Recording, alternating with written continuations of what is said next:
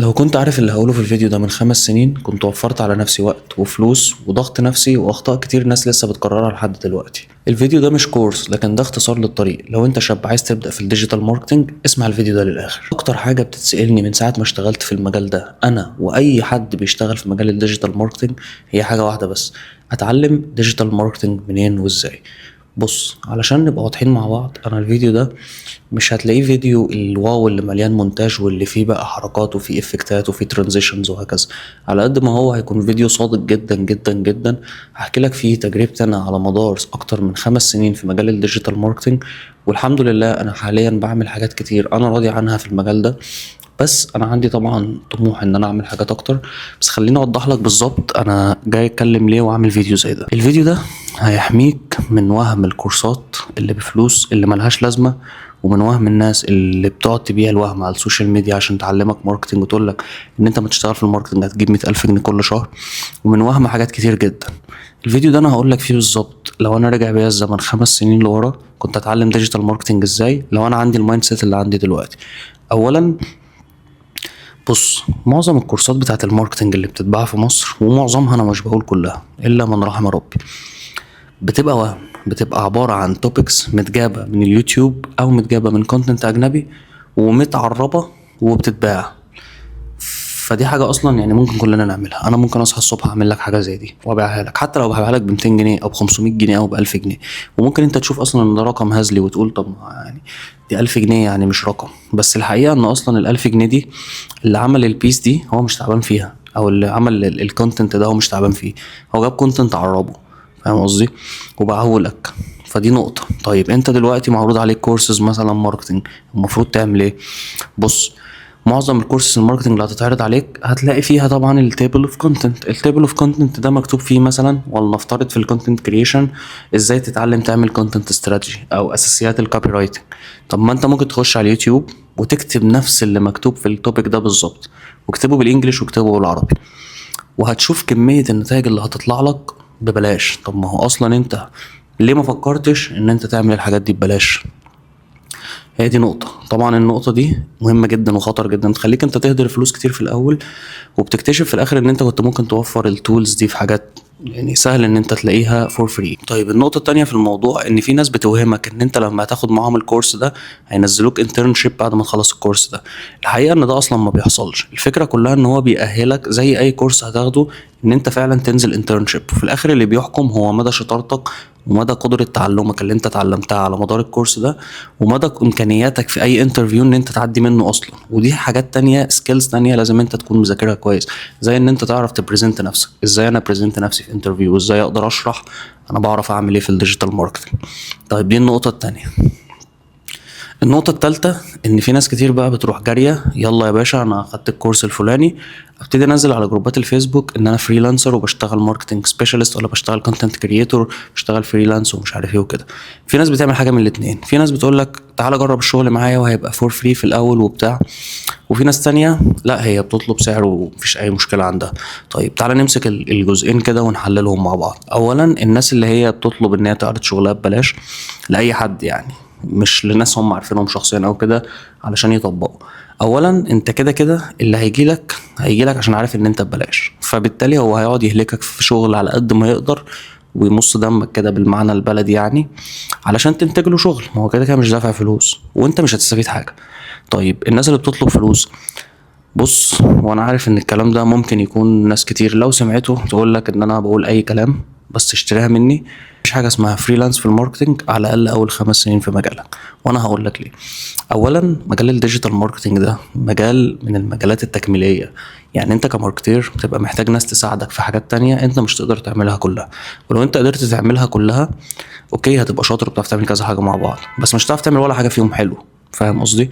فانت مثلا ازاي هتشتغل فريلانس وانت ماركتير وانت اصلا مش هتعرف تعمل مونتاج، مش هتعرف تعمل فيديو، يعني مش هتعرف تعمل فيديو اديتنج، مش هتعرف تعمل ديزاينز، مش هتعرف هتقعد تكتب كونتنت، هتقعد ترد على الناس، هتقعد تعمل ادز. انت كده بتعمل كل حاجه، فانت كده مش ماركتير، انت كده واحد داخل يعمل مصلحه وياخد منها فلوس ويتكل على الله. فاهم قصدي؟ زي مثلا ان انت تجيب واحد يشطب لك شقتك ويقول لك انا اللي هدهنها وانا اللي هبلطها وانا اللي محرها وانا اللي هركب السيراميك وانا اللي هعمل الكهرباء وانا اللي هعمل السباكه وانا اللي هعمل كل حاجه. طيب هل لو انت اصلا صاحب شقه وجالك واحد زي ده هتثق فيه؟ لا. بس لو جالك انا هعمل لك كل ده ببلاش، في نوع من الناس هيقول له تعالى يا حبيب قلبي، تعالى اعمل لي كل ده ببلاش، انا هفرح وانا هزعل ليه؟ فدي نقطة لازم انت تكون حاططها في اعتبارك، ان انت لازم تبقى سبيشالست في حاجة، ما تشتغلش فريلانس غير لما تبقى سبيشالست في الحاجة دي ومحترفها. ودرجة البروفيشناليزم دي عشان انت توصل لها هي حاجة صعبة جدا جدا جدا. وخليني اقول لك ان دي الحاجة اللي فعلا هتجيب لك 100,000 جنيه في الشهر، بس ان انت تبقى بروفيشنال. والبروفيشناليزم دي بتاخد سنين، مفيش حد بيعملها في سنه، ومفيش حد بيعملها في كام شهر، ومفيش كورس هتاخده في حياتك هيطلعك يخليك بروفيشنال. حط دي في اعتبارك، وخدها نصيحه من اخ يمكن تشوفها تاني في وقت ما وتفتكرني، وانا مش عايز منك غير ده.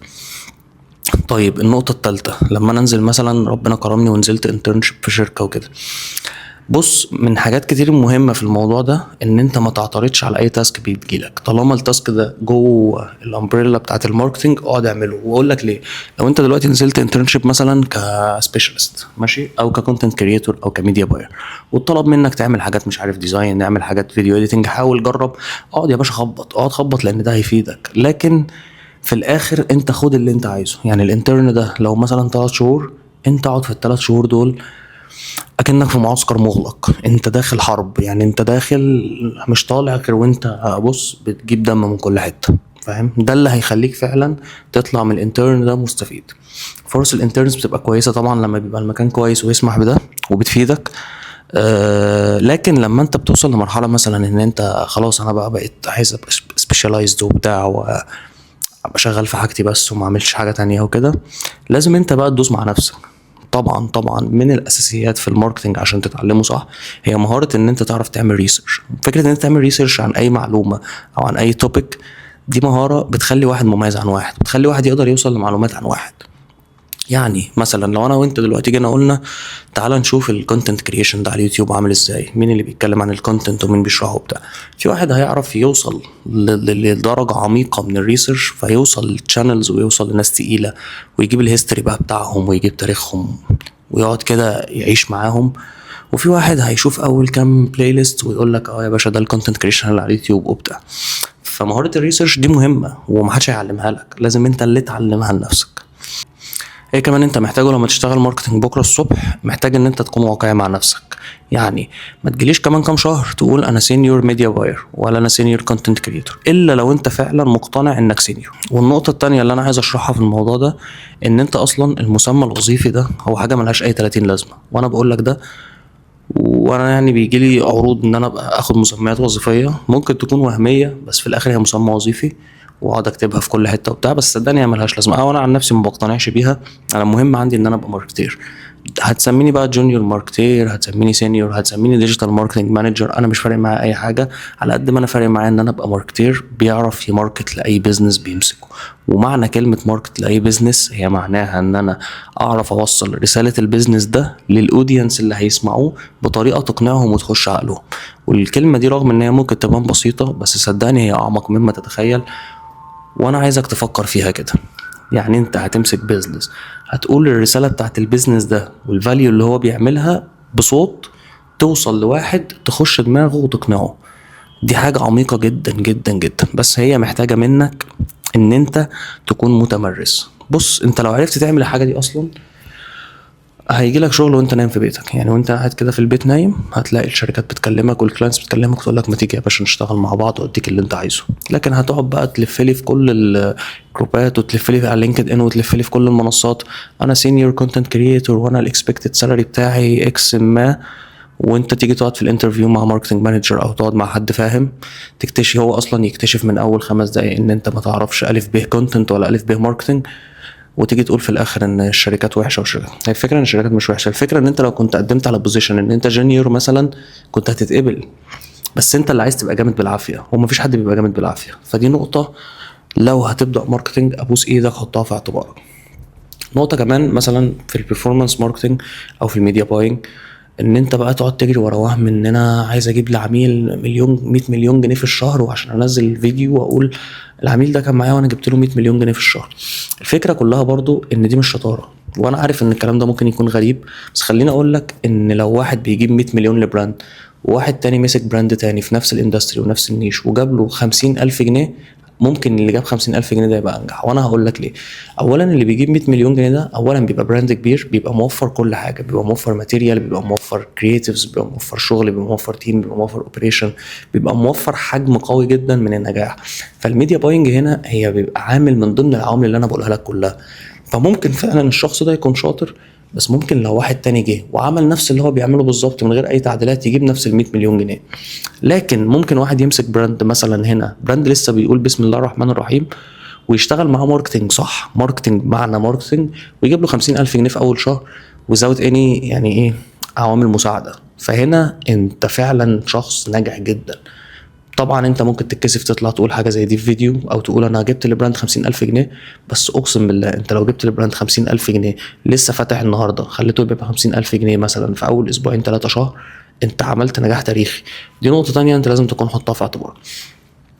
نقطة كمان أنا عايزك تبقى فاهمها لو أنت داخل مجال الديجيتال ماركتينج، إن أنت لازم تكون فاهم البلاتفورمز بتشتغل إزاي، ولازم تكون فاهم الأودينس بيشتغلوا إزاي. الأودينس دول يعني أنا وأنت، يعني من الآخر أنا مش محتاج إن أنت تيجي كل يوم تقول لي باي 1 جيت 1، أو تيجي كل يوم مثلا تقول لي تصور لي مثلا البرودكت بتاعك مع موديلز، او تصور لي البرودكت بتاعك بشكل لطيف، او تيجي مثلا تعمل لي ساوند ترندي على تيك توك عشان تجيب لايكس وفيوز وكده وتبقى فايرال وبتاع.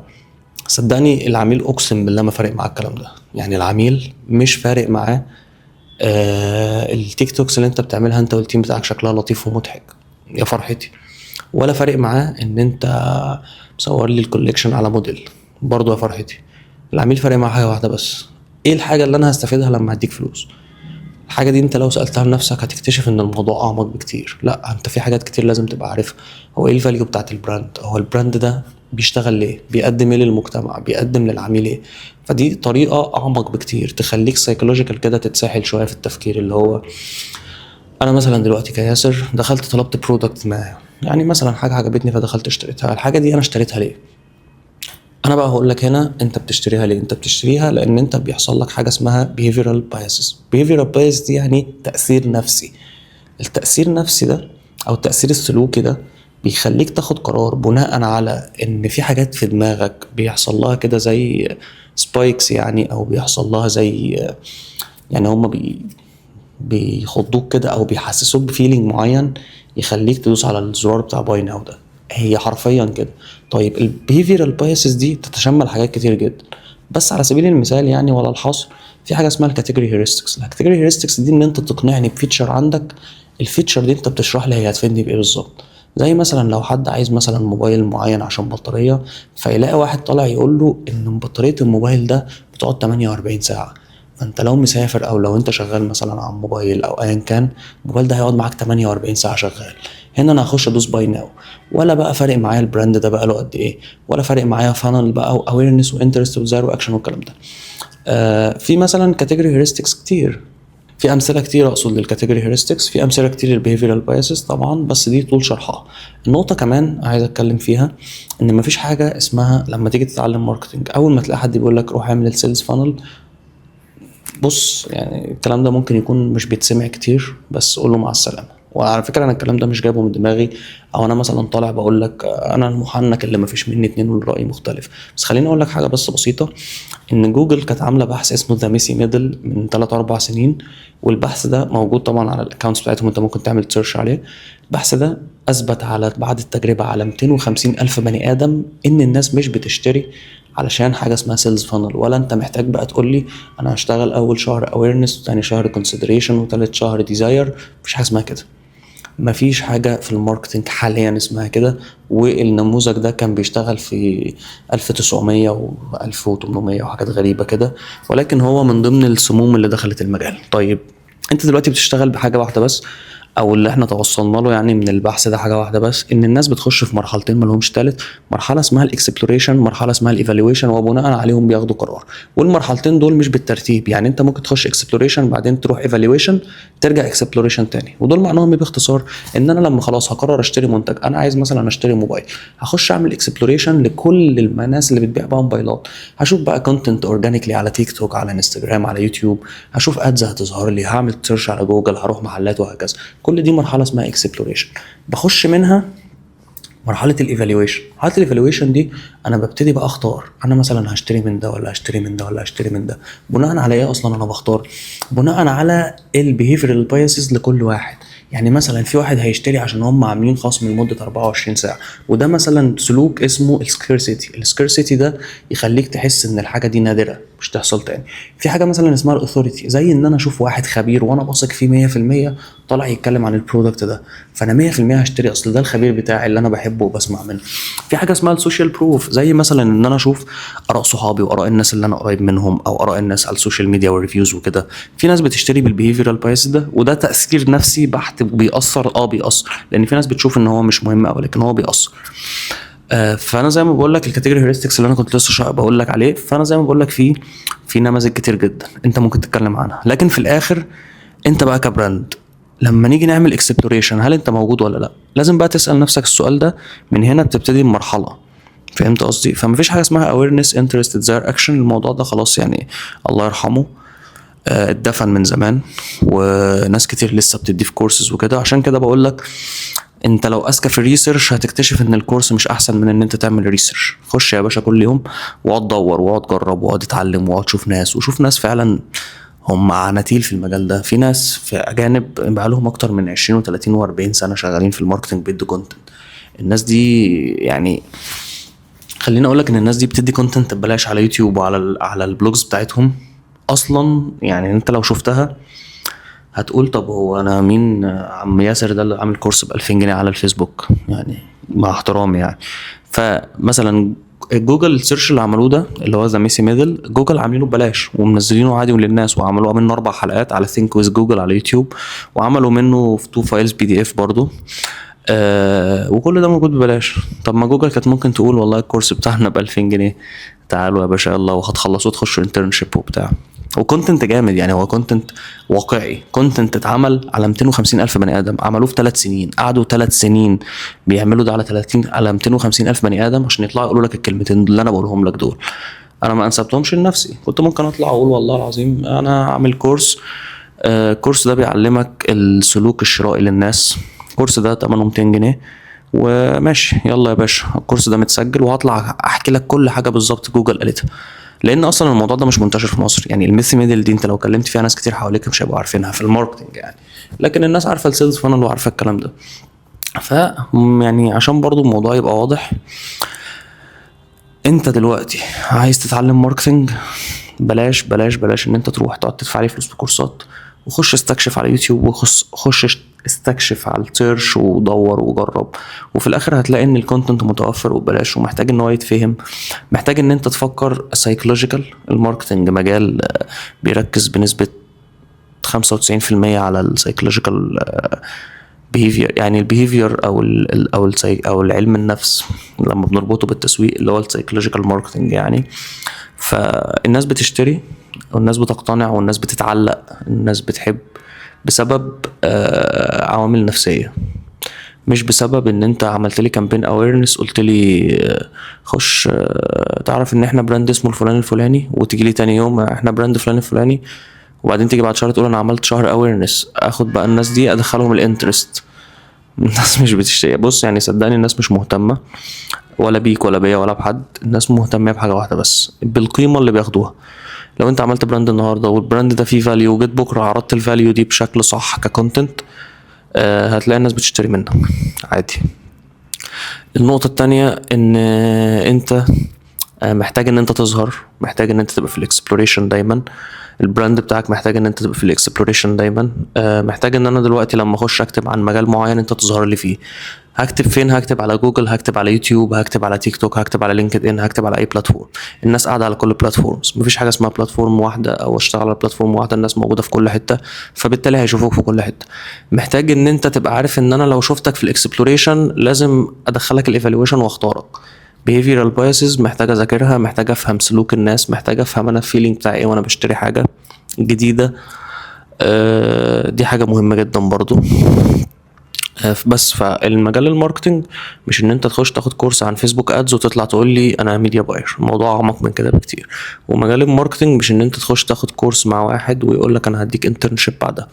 مجال الماركتنج محتاج ان انت تفهم ماركتنج بيزك، تفهم ديجيتال ماركتنج، بعديه تفهم سوشيال ميديا وتفهم كونتنت، وبعد كده تقرر تتخصص. تفهم اس اي او، تفهم كل حاجه. تستخدم تولز الاي اي طبعا، لان تولز الاي اي بتسهل الشغل على الناس كلها لما بيستخدموها صح. ده يعني حاولت ان انا اعمل فيديو تفصيلي بدون اي مونتاج وبدون اي سكريبت وبدون اي حاجه. الفيديو ده انا عامله وهفضل سايبه على الشانل ايا كان الظروف، وايا كان هو يعني هيجيب مشاهدات او لا. بس الفكره كلها في حاجه، ان الفيديو ده انا عامله علشان اي حد هيخش يسالني انا على السؤال ده انا هبعت له الفيديو ده يسمعه. ودي نصيحه بجد طالعه من القلب، لو انا قلتها لواحد اقرب واحد ليا وانا قاعد معاه على القهوه في وشه، هطلع اقولها لك على الفيديو نفس النصيحه بالظبط، مش هغير فيها اي كلام. فاتمنى ان انت لو شخص عايز تتعلم ماركتنج، تحاول تجرب اللي انا قلته، تحاول تمشي ورا الحقائق دي، وتحاول ان انت ما تهدرش اكتر فلوس ممكنه في كورسز الماركتنج المصريه، على قد ما انت تحاول تستثمر في وقتك وفي نفسك، ان انت تفتح اللابتوب وتتعمق كده، تتعمق جوه الماركتنج وجوه المجال وتجيب اخره. تعمق واعمل سيرش وشوف فيديو واثنين وثلاثة واربعة ودور وافهم من ده واسمع من ده واسأل. ومش عيب طبعا ان انت تسأل. وطبعا انا بالنسبة لي اي حد بيخش يبعت لي على اي اكونت اي سؤال انا بجاوبه عليه، وبجاوبه بكل صدق وبكل مصداقية بدون اي حاجة، لان انا هدفي في الاخر ان انا اعلم نفسي واطور نفسي. فبالتالي حاولت ان انا اشارك ده مع الناس، واتمنى ان انا دايما اكون قادر ان انا اطور نفسي في مجال الماركتنج، لان انا بحب المجال ده وبحاول دايما ان انا اتطور فيه واوصل فيه ليفلات كويسه. وده طبعا بسطني جدا، لان الرحله دي ما كانتش بسهوله، لكن في الاخر كلنا بنعدي بده. كلنا بنبقى محتاجين اللي يرشدنا ويفهمنا الصح، ومش عيب ان احنا نسمع ونفهم ان احنا كنا ماشيين في سكه غلط وان في سكه صح ممكن نعملها. وبس ده اللي انا كنت عايز اقوله في الفيديو ده.